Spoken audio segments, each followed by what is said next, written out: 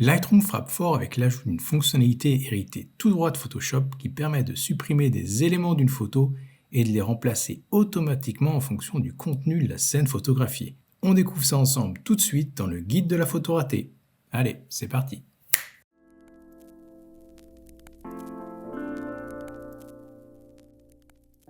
Cette nouvelle fonctionnalité, on va la retrouver dans Lightroom depuis la version 12. Elle se trouve au niveau de l'outil correcteur qui a cette icône de sparadrap. C'est un outil qui était préexistant dans les versions précédentes, simplement, comme on va le voir ensemble, il y a des ajouts qui ont été faits, et un ajout notamment qui a été fait. Alors dans cet outil correcteur, on retrouve toujours, comme sur les versions précédentes, et là ça n'a pas changé, la fonctionnalité dupliquer. Dupliquer, ça permet tout simplement d'aller, on va dire, remplacer une zone de l'image où il y a par exemple un défaut, une poussière ou quelque chose, ou tout simplement même une partie de l'image, un objet de l'image que vous souhaitez remplacer, en sélectionnant une source. Et ce qui va se passer, c'est que là, l'outil va tout simplement copier la source et remplacer la zone que vous souhaitez remplacer. C'est bête et méchant, c'est très, très binaire.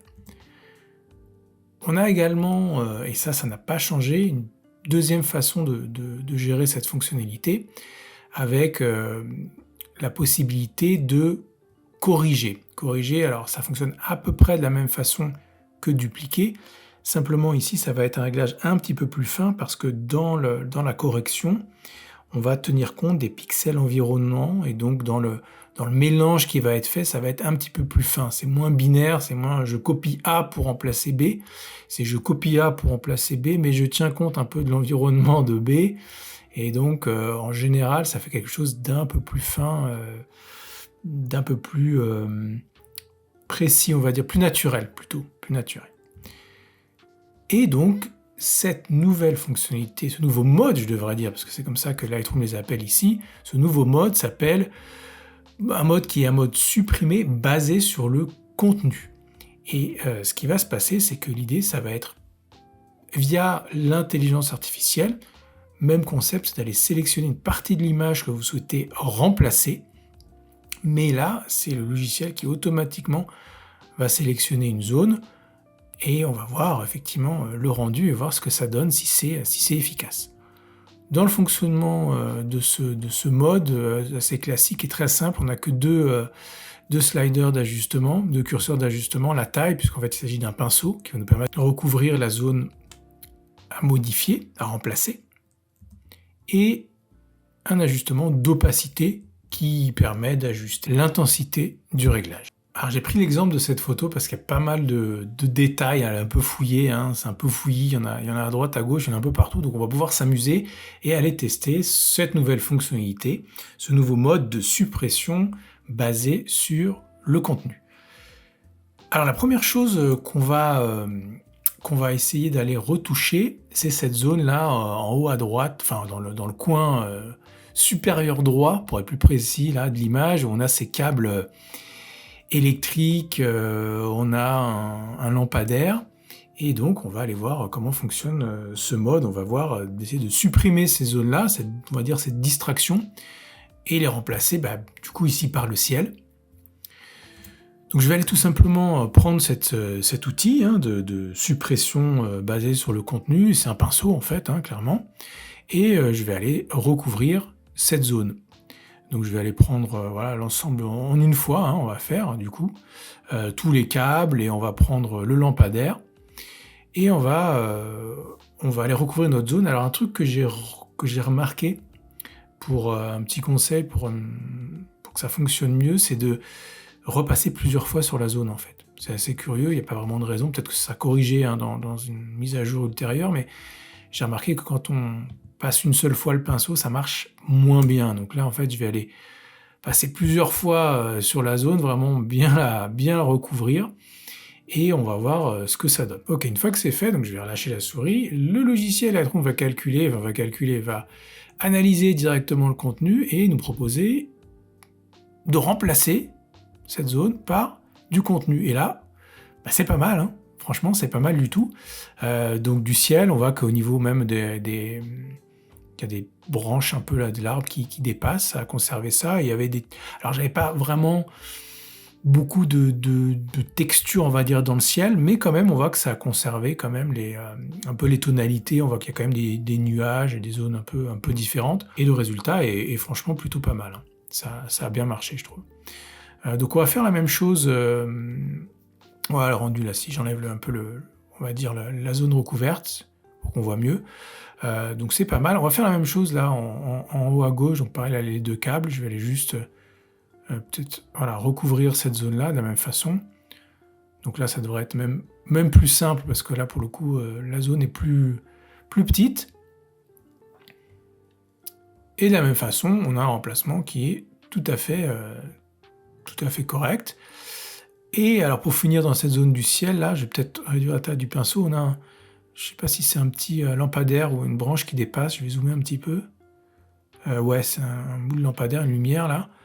Un petit coup ici, et pareil, hein, remplacement automatique qui est plutôt pas mal. Donc voilà le résultat au niveau du ciel. C'est quand même efficace, et là encore, on gagne du temps en fait par rapport aux fonctionnalités précédentes. Et là, en tout cas, le Lightroom a fait un bon boulot.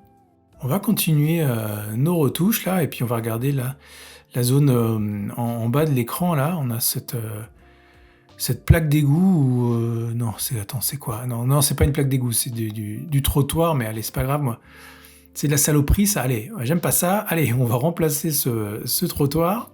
Donc pareil, je vais reprendre l'outil, la brosse, enfin le pinceau. Je vais agrandir un petit peu la taille et on va aller virer ce bout de trottoir, mettons.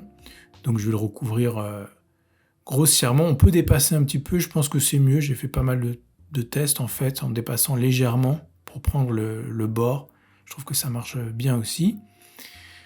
Et on va voir le rendu. Donc c'est pas mal, ça a pris en compte effectivement un peu de neige autour.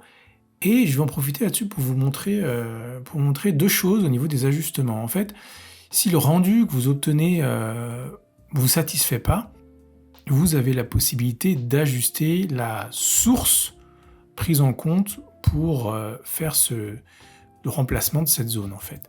La première chose en fait, c'est d'aller tout simplement cliquer sur le bouton actualiser.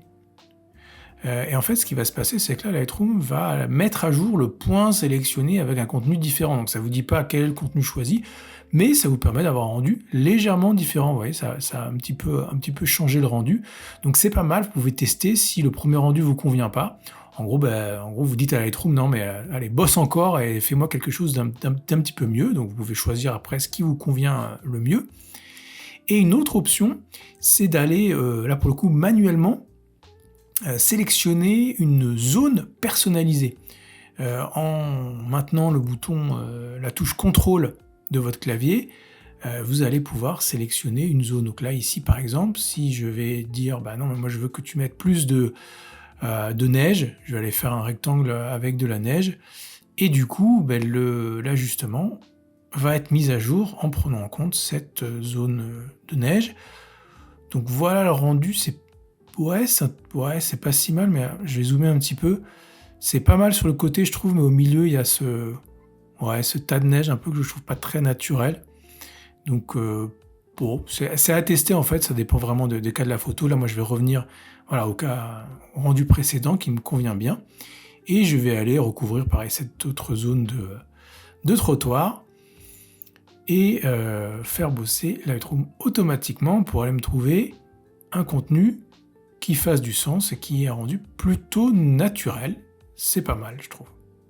Allez, pour finir nos retouches, on va aller faire un dernier essai. On va aller prendre pourquoi pas, le poteau là, à droite, là au milieu à droite de l'image. Je vais zoomer un petit peu. Et on va aller voir ce que ça donne. Là, je vais réduire un peu la taille du pinceau. Là, il faut que je fasse gaffe, je ne vais pas trop dépasser pour le coup, parce que je vois qu'il y a la voiture derrière avec la roue là. Donc je vais quand même essayer d'être un petit peu plus précis pour changer. Et on va voir ce que ça va donner. Ok, c'est pas mal, c'est pas parfait. Hein. Je vois, il y a l'alignement, je sais pas, il y avait des flaques d'eau un peu, il y a une teinte un peu différente, donc c'est pas nickel. Mais encore une fois, voilà, une vue un peu d'ensemble de la photo, si je retire le zoom, c'est quand même pas mal. Voilà, j'espère que cette vidéo vous aura été utile pour découvrir cette nouvelle fonctionnalité de correction boostée par l'intelligence artificielle. Alors c'est pas révolutionnaire en soi, mais ça permet de gagner du temps et d'obtenir un rendu plus naturel quand on cherche à supprimer des petits défauts ou des distractions d'une photo, comme on l'a vu avec cet exemple. Allez, on se retrouve très vite pour une nouvelle vidéo, et d'ici là, n'oubliez pas le plus important, il n'y a pas qu'une seule façon de réussir une photo, mais 1000 de la rater.